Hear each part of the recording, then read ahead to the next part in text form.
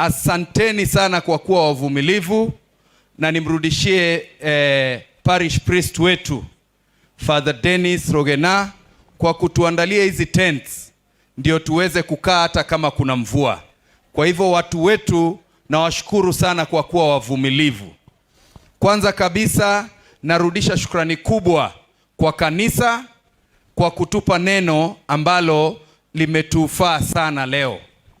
Pili, pia tuendelee kurudishia kanisa na Mwenyezi Mungu kwa kutupa safari njema kutoka Nairobi kufika hapa. Tatu, niwaambie watu wa hapa nyumbani, asanteni sana kwa kuendelea kuombea familia hii, kwa sababu mnajua mama alikuwa mama kiongozi katika kanisa. Father, huyu mama alikuwa ni mama yetu sisi wote. Mama ametulea. Ndugu ya Richard mdogo anaitwa Emmanuel, yeye ndiye rika yangu, na yeye mama alitulea pamoja, tulisoma pamoja, na hapa nyumbani tumekuwa pamoja. Ningependa pia kusema tulikuwa na kamati kule Nairobi.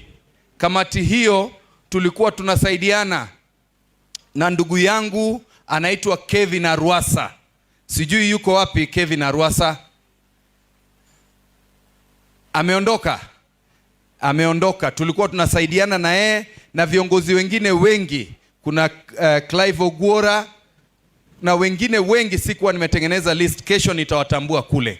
Na sasa sababu ya mvua, mtaniruhusu niwaambie hivi, inuna bantaba ya, na kesho tuko na mkutano mkubwa wa kumsherekea mama huyu.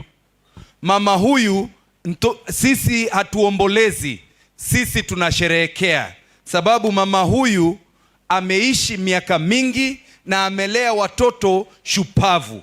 Wako dunia nzima, wako hapa Kenya. We have the best senator in Kenya out of the 47 elected. Si mnajua senator wetu ni super senator? Tarie Manua Yomongi na Teresia. Na pia kuna watoto wengine wengi ambao wako sehemu zote duniani. Tunashukuru sana. Kitu ingine ningependa kusema, kesho tukiwa na sherehe ile, hatutaki vurugu. Uko tutakuwa na heshima. Kesho tukiwa kule, kuna viongozi wanatoka sehemu zote za Kenya, na sisi lazima tujiandae na tujishughulishe na heshima.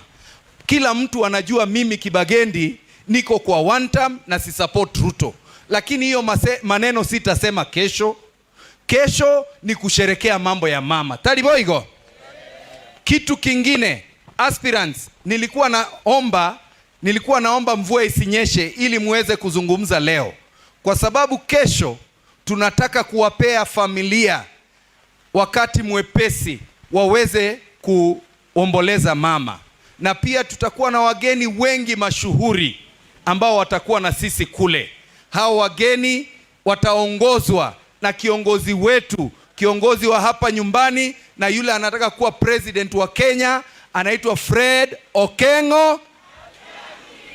Na sasa sababu mvua imezidi, ningependa kumuita kiongozi ambaye ni mama county aje aseme jambo moja sababu ya mvua, aseme before then